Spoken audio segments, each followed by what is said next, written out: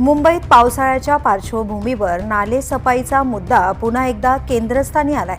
आज मुंबईच्या महापौर रितू तावडे यांनी उपनगरातील भांडूप, मुलुंड, घाटकोपर आणि साकीनाका परिसरातील महत्त्वाच्या नाल्यांची प्रत्यक्ष पाहणी केली। अधिकाऱ्यांसह मैदानात उतरून त्यांनी सुरू असलेल्या कामाचा आढावा घेतला आणि नाले सफाईची टक्केवारीही जाणून घेतली। महापौरांनी सांगितले की ही त्यांची दुसरी पाहणी असून उषानगर आणि मुलुंडमधील बाउंड्री नाल्यांमध्ये मोठ्या प्रमाणात गाळ काढण्याचे काम पूर्ण झाले आहे। काही ठिकाणी जवळपास अर्ध्याहून अधिक गाळ काढण्यात आला असून उर्वरित कामे हे मे महिन्याच्या अखेरीपर्यंत पूर्ण करण्याचे लक्ष्य प्रशासनाने ठेवले आहे। टाटा कॉलनी परिसरातील नाल्यांचे कामही त्याच मुदतीत पूर्ण होणार असल्याचा विश्वास त्यांनी व्यक्त केला। यावेळी त्यांनी स्पष्ट संदेश दिलाय की नाले सफाईवर लोकप्रतिनिधी आणि प्रशासन दोघांचेही लक्ष आहे। महापौर स्वतः मैदानात उतरल्याने कामावर नियंत्रण राहते आणि गतीही वाढते। सर्व लोकप्रतिनिधी, अधिकारी आणि नागरिकांच्या सहभागातून पारदर्शक पद्धतीने नाले सफाई पूर्ण केली जात असल्याचं त्यांनी सांगितलं। दरम्यान मिठी नदीतील कथित घोटाळ्याच्या आरोपांवरही त्यांनी भूमिका मांडली। काही ठिकाणी बांधकामातील डेब्रिज नाल्यात टाकून भ्रष्टाचार होत असल्याची माहिती मिळाल्याचं त्यांनी सांगितलं। यावर नियंत्रण ठेवण्यासाठी आता प्रत्येक नाल्यावर सीसीटीव्ही कॅमेरे बसवण्याचा निर्णय घेण्यात येणार असून दोषी आढळल्यास संबंधित कंत्राटदारावर कठोर कारवाई आणि ब्लॅकलिस्ट करण्याची चेतावणी त्यांनी दिली। पावसाळ्यापूर्वी संपूर्ण नाले सफाई पूर्ण करण्यावर प्रशासनाचा भर असून या कामात कोणतीही ढिलाई सहन केली जाणार नाही असा स्पष्ट इशारा महापौरांनी दिलाय। मुंबईकरांना पावसाळ्यातील संभाव्य पूरस्थितीपासून वाचवण्यासाठी हे काम निर्णायक ठरणार आहे। ही माझी दुसरी विजिट आहे आणि सकाळीच मी सगळ्या नाले सफाईच्या विजिट करत असते। नाले सफाईच्या आता उषानगरचा नाला झाला आणि बाउंड्री नाला टी विभागाचा एस आणि टी विभागाच्या दोन नाल्यांची पाहणी केली। त्याच्यामध्ये जवळपास 30-37% नाला गाळ जो उषानगर नाल्यामध्ये काढलेला आहे। बाकीचा त्यांनी चेक केल्यावरती कळालं उर्वरित मे एंडिंगपर्यंत काढला जाईल। आणि बाउंड्री नाला ज्या ठिकाणी आहे त्या ठिकाणी सुद्धा एक जवळपास 29-30% गाळ काढलेलं आहे। एक जवळपास 11,225 मेट्रिक टन गाळ आहे टोटल, त्याच्यापैकी 3,341 मेट्रिक टन गाळ काढलेलं आहे। तुम्ही जर पाहिलं तर ह्या ठिकाणी भारतीय जनता पार्टी शिवसेना यांच्या राज्यामध्ये या ठिकाणी स्टँडिंग कमिटीचे चेअरमॅन श्री प्रभाकर शिंदे साहेब,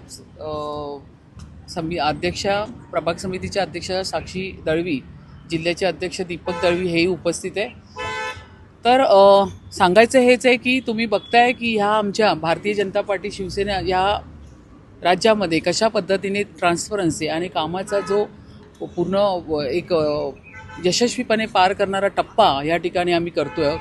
सर्वजण लोकप्रतिनिधी, मग त्या ठिकाणी मी असेल, प्रशासनाचे अधिकारी असतील, लोकांचा सहभाग अशा माध्यमातून आम्ही संपूर्ण नालेसफाई ही करतोय। पावसाळ्यापूर्वी आम्हाला 80% नालेसफाई मेच्या एंडिंगपर्यंत पूर्ण कंप्लीट करून घ्यायची आहे। त्यानंतर रोडची पण कामं या ठिकाणी चालू आहे। जर मी इथे टाटा कॉलनीचा हा जो रोड आहे ह्याची पाहणी करायला आलेली आहे आणि तो सुद्धा या मेच्या एंडिंगला कंप्लीट होणार आहे। पाहणीच्या दरम्यान एक मेसेज प्रशासनाला पण जातो की या ठिकाणी लोकप्रतिनिधींचं लक्ष आहे। महापौर पण उतरले आहेत। मी तुम्हाला बोलले होते की मी पूर्ण मुंबईच्या रस्त्यावरती नाल्याच्या ठिकाणी जिथे जिथे कामं आहेत त्या ठिकाणी मी तुम्हाला त्या ठिकाणी दिसणार। ही दुसरी विजिट आहे माझी।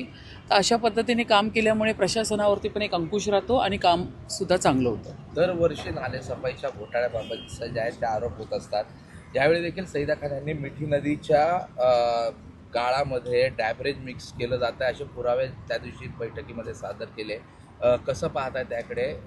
त्यांनी असा आरोप केला की तिथे अशा प्रकारचा घोटाळा सुरू आहे। ही माहिती मलाही मिळाली म्हणूनच मी मिठी नदीकडे पण जाऊन आले आणि असं जर काय होत असेल तर त्या कॉन्ट्रॅक्टरवरती, त्याच्या कंपनीवरती पूर्ण कारवाई केली जाईल।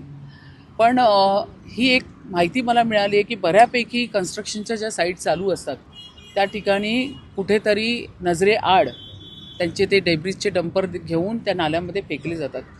म्हणूनच आत्ताच मी प्रत्येक नाल्याच्या ठिकाणी आल्यावरती एकच बोलते की CCTV कॅमेरा कुठे आहे। हा कॅमेरा आता मला स्टँडिंग कमिटी चेअरमॅन पण या ठिकाणी उपस्थित आहेत। हा नाला कंपल्सरी आम्ही आता येणाऱ्या काळात करणार आहोत। म्हणजे अशा पद्धतीचं आपलं एक थर्ड आईज ट्रॅकिंग राहणार। तर त्याच्यामुळे काय होणार, अशा पद्धतीने जे कोणी काम करत असणार किंवा त्या ठिकाणी आमचे कार्यकर्ते आहेत, प्रशासनाच्या अधिकाऱ्यांना, कर्मचाऱ्यांना त्यांच्यावरती लक्ष ठेवायला सांगणार। पण काही ठिकाणी ही प्रॅक्टिस चालू आहे की त्याच्यामध्ये डेब्रिज टाकून तोच काढून त्याचं वजन आणि ती ट्रॅकिंग हे अशा पद्धतीने भ्रष्टाचाराचं काम त्या कॉन्ट्रॅक्टरकडनं जर चालू असेल तर त्याला त्या ठिकाणी ब्लॅक लिस्टेड केलं जाईल. तर अनेक कामं चालू आहेत, मेट्रो असेल, बुलेट ट्रेन असेल, उन्नत मार्ग असेल, त्यामुळे कुठेतरी अडचण निर्माण होऊ शकते. त्या ठिकाणी सखोल भागात पाणी जाण्याची शक्यता. यंदा यंत्रणा वेगळी काय वापरली जाणार आहे का? नाही, एक लक्षात घ्या, 2014 नंतर मुंबईचं पूर्ण बदलणारं चित्र हे सगळं आपण सर्वच जण बघतोय. ज्या पद्धतीने इन्फ्रास्ट्रक्चरची कामं चालू आहेत मुंबईमध्ये, ती मेट्रो कनेक्टिव्हिटी असेल, MMRD असेल, PWD असेल आणि मुंबई महानगरपालिकेची रस्त्याची कामं, तर ही होणं पण गरजेचं आहे. आज तुम्ही पाहिलं तर 700 किलोमीटर मुंबईचा पूर्ण रस्ता आपण CC करायला चाललो आहे. मग ते मेन रोड पण असतील, आतले रोड पण असतील, आपण ज्या ठिकाणी उभे आहे तो रोडसुद्धा पहा. तर आत्तापर्यंतच्या उबाटाच्या काळामध्ये 25 वर्ष त्यांची सत्ता होती, 50 वर्ष, त्याच्यामध्ये रस्त्याचंही कॉन्ट्रॅक्ट निघायचं आणि लगेच त्याच्याबरोबर खड्ड्याचंही निघायचं. म्हणजे त्यांची मानसिकता बघा कशी होती. आत्ता तसं नाही आहे. या ठिकाणी CC रोड चांगले केले जातात आहे. तुम्ही पाहिलं रोडच्या खाली आपण डक पण तयार करतो आहे, त्याची पण एक वेगळी सिस्टम आपण लावलेली आहे. साईड ड्रेन्स बघा, आपण ज्या ठिकाणी उभे आहोत ते साईड ड्रेन बघा. अशा पद्धतीचं चांगलं ट्रान्सपरन्सी काम, लोकांच्या हिताचं, लोकांच्या उपयोगी पडणारं चांगले रस्ते, दिवे, रस्ते, लाईट, पाणी हे देण्याचं काम आज आपण या ठिकाणी भारतीय जनता पक्षाच्या पूर्ण सत्तेमध्ये आपण पाहतोय. ट्रिपल इंजिन सरकार आहे. या ठिकाणी राज्य शासन पण देवाभाऊ काम करतात आहे, शिंदेसाहेब काम करतात आहे, या ठिकाणी नगरसेवक सगळे रस्त्यावर उतरलेले आहेत. तर आपण एक चांगलं ट्रान्सपरन्सी आणि पारदर्शक असं काम लोकांच्या हितासाठी येणाऱ्या काळात पुढे आणतोय. तर ही कामं होत असताना लक्षात घ्या, या 5-6 वर्षामध्ये ही संपूर्ण कामं कंप्लीट होईपर्यंत हा जर त्रास होणार आम्ही मान्य करतो, पण ह्याच्यामध्ये लोकांचा सहभाग तेवढाच महत्त्वाचा आहे. मुंबई महानगरपालिकेने एक निर्णय घेतलेला आहे की सगळ्या उद्यानांमध्ये आता हिरकणी कक्ष उभा केला जाणार आहे. महिला ज्यांना खूप ऑकवर्ड फील होत असतं अशा ठिकाणचं हे हिरकणी कक्ष उभारण्या केल्यानंतर काही अडचणी देखील आहेत की उद्यानांमध्ये बांधकामांना परवानगी जी आहे ती मिळत नसते.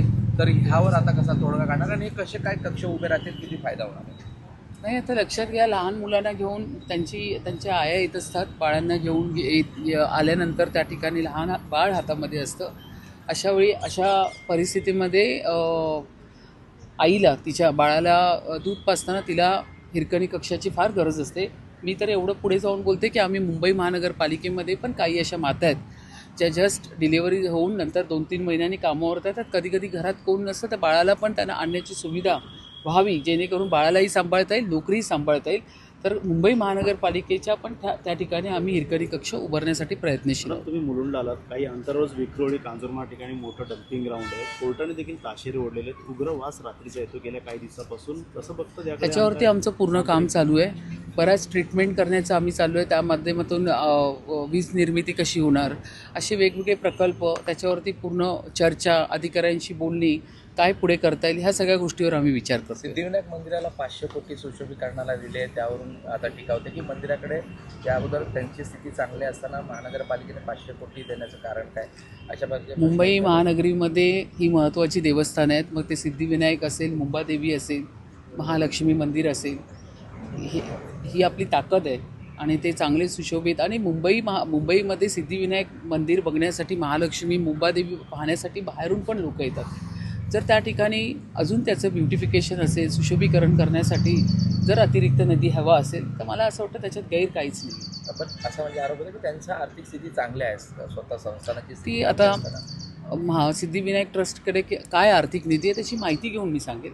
आता मला त्याची काल सभागृहात गोंधळ झाला, स्वतः किशोरी पेडणेकर तुमच्या जागेवर जाऊन बसण्याचा प्रयत्न केला, कसं पाहत आहे? आता कसं आहे, त्यांच्या पचनीच पडत नाही आहे की ते सत्तेत नाही आहेत, त्यामुळे उठसूट त्यांना खुर्चीकडे धावतात. त्यांची ती आता अवस्था झालेली आहे. त्यांना ते डाव्या साईडला बसले आहेत ना, त्या डिस्टर्ब आहेत फार. तर त्यांना परत त्या खुर्चीला आसुसलेले आहेत, असं वाटत नाही का तुम्हाला? तर मला जरा उशीर झाला की त्या खुर्चीकडे पळतात, मला उशीर झाला की त्या खुर्चीकडे पळतात. तर ती खुर्ची आणि हे आता त्यांनी आता ती मनाची मानसिकता करायला पाहिजे की आता ही खुर्ची माझ्यापासून लांब गेलेली आहे आणि आता आम्ही विरोधात बसलेलो आहोत. तर हे जेव्हा त्यांना कळेल तर त्या खुर्चीकडनं धावायचं जे काम आहे ते बंद करतील. आणि पश्चिम बंगालचे निकाल समोर आलेले आहेत, घवघवीत यश मिळालेलं आहे. पश्चिम बंगाल असेल, आसाममध्ये पाहिलेलं तर पुन्हा आता सरकार स्थापन, खास करून भाजप. ऐतिहासिक निर्णय आमच्या भारतीय जनता पक्षासाठी. पश्चिम बंगालची जनता जी आहे त्या ममता दिदींच्या दादागिरीला, तिच्या ॲरोगन्स स्वभावाला कंटाळली होती आणि ज्या पद्धतीने पश्चिम बंगालच्या जनतेला त्रास होत होता, आज उद्वेग मताच्या वोट बँकमधून त्यांनी तो दाखवलेला आहे. तुम्ही विचार करा, 206 सीट्स आलेल्या आहेत. किती मोठ्या प्रमाणामध्ये त्यांचा लोकांचा विरोध त्यांनी मतपेटीतून दाखवलेला आहे. लोक त्यांच्या त्रासाला कंटाळली होती. तिकडचे कार्यकर्ते, आमचे भारतीय जनता पक्षाचे कार्यकर्ते, त्यांनाही मारहाण करणं, दादागिरी करणं, अतिरेक करणं हे या ममता दिदीच्या आणि त्यांनाही पचनी पडत नाही. इथे किशोरी पेडणेकरला पचनी पडत नाही, तिथे ममता बॅनर्जीला पचनी पडत नाही. तर त्यामुळे हे आता धावणार, पळणार सगळेजण.